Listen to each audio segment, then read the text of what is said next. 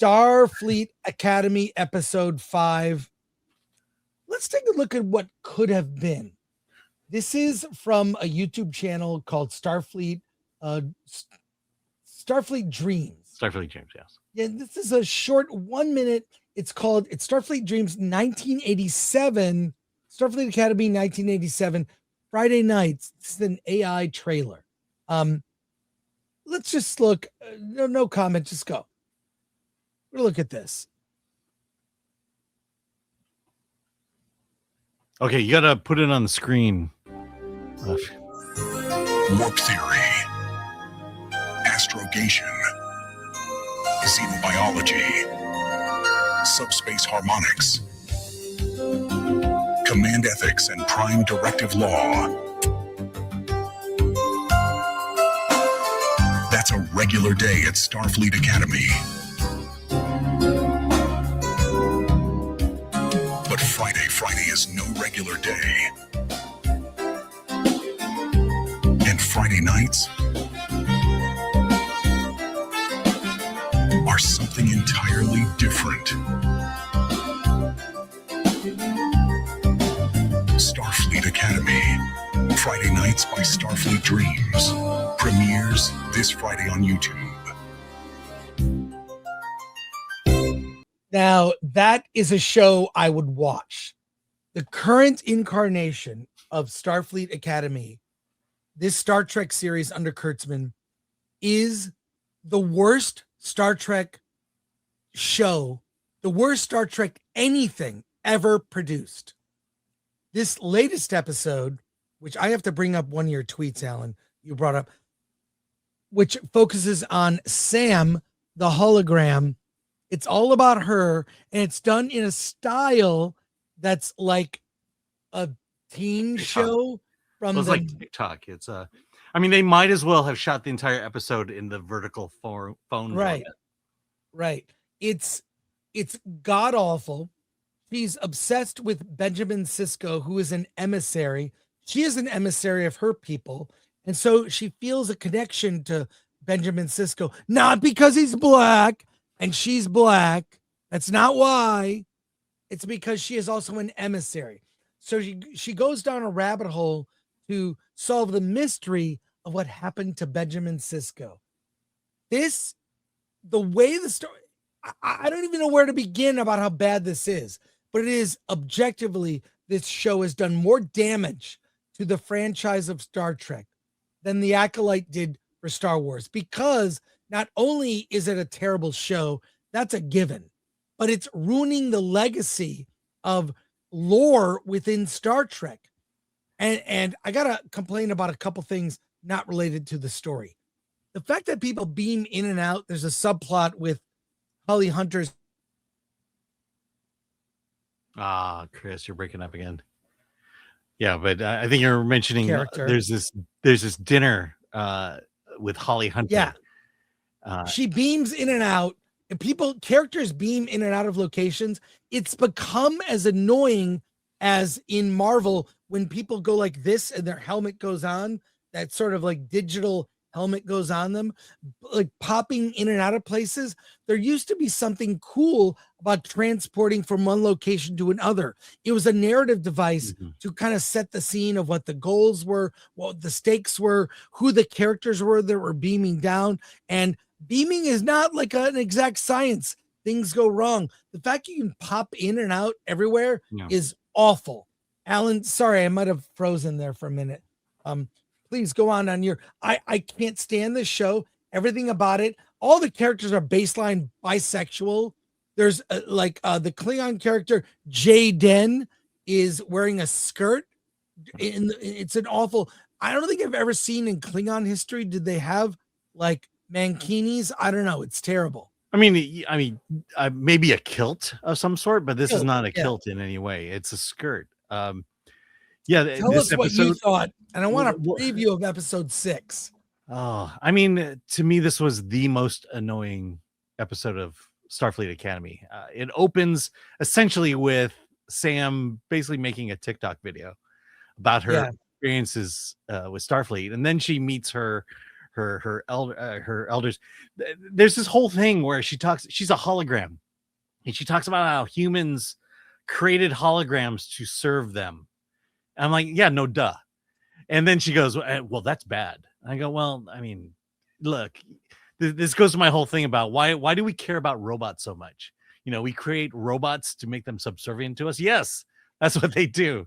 They're subservient to man, and for us to give human emotions to it. And then I don't even understand the physics. So she's Kitty Pryde, basically. She can phase and unphase at any time she wants. Right. She's like Kitty Pryde. She doesn't have mass. Yeah. But the biggest crime here is its connection to Deep Space Nine. Deep Space Nine is my third favorite Star Trek show, considering it's the third one I've seen. But like the whole thing is she needs to understand Cisco as the emissary, and the biggest problem, the cruel fate of the universe regarding emissaries is they didn't get to choose to be emissaries, and that's bad. That's really awful, and that's this whole thing. And then there's this fake tribute to Avery Brooks and to Cisco. Cisco was the greatest starship captain and emissary. Why? Well, he was a good father, and he liked baseball, and he ate his father's gumbo. Yeah, that was oh my god. Let's make gumbo then, okay? We'll be the greatest. Even the scene with his son completely diminished everything about. And then they used like a line from what's his name? Actor Avery Brooks. It was a line from a jazz album he had made. Yeah, it's not even a line from Star Trek. So it's this. I like. You can just. There's so many things that are bad in this. The characters go to a club and they use some kind of. They program Sam so she can get drunk. Because she may fail at her job and not have friends anymore, and so. Now you have this actress who probably has never been drunk in her life, acting like she's drunk. Are you pulling up my tweet, or do you want me to do it? Yeah, let's bring up your tweet. Yeah, here, you know which one I'm talking about? I have it here. So, look, this is what really happened in the show. But I posted last night, and I've got I think 10 million or. I've got 28,000 views on it, which is good for me. So just how racist is Starfleet Academy? At the 43:15 mark, the black girl punches out the Asian girl with no consequences.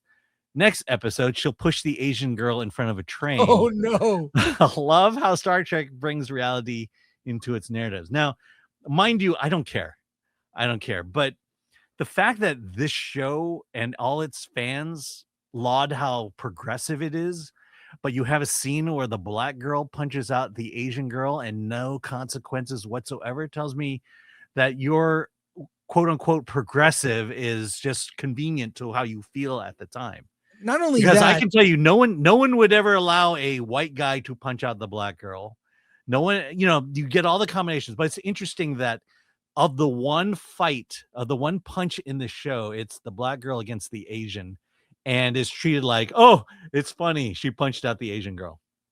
And also another thing that annoys me. This is about, I can always tell when they have white writers, when a black character walks out to hip hop or rap music. Yeah. That opening scene where Sam is walking down the hall, fist bumping and saying hi to all her classmates. And then doing dance moves. And they play and doing dance moves. They play this music. I know a white person wrote it. Because we have a black character, so we have to play this music. It's, you could look on it as racist, sure. It's certainly a stereotype. It's no different than having Long Duck Dong come on screen to the sound of a gong. You know what I mean? It's like an Asian character comes out and they play a gong. It's so cliche and stereotyped. Anyways, it's god awful. It's the worst. Tell us and we'll talk about it more next week. Tell us about episode 6, Alan, and we will have an early review on Wednesday of episode 6. But I can't reveal too much. I can't reveal. You reveal what you told me. I'll reveal what I told you. Two characters in this show have sex, and we're talking TV, or at least pushing TV MA sex. Now, sex as you have never seen in anything Star Trek, which, quite frankly, is pretty hot. But you know, yeah, and let's just say that after watching this episode with the hologram, my first thought was the Federation is doomed. I mean, if this is how the Federation runs itself, and the people they put in leadership, and the students they recruit, the Federation is doomed. And in episode 6, I'm proven right. and I'm talking from a narrative. There are things that happen in the narrative that proves it. But let's just say that episode 6 is the last of my previews, and the reason they stopped at 6 because it's kind of the big mid-season cliffhanger, and Paul Giamatti is back.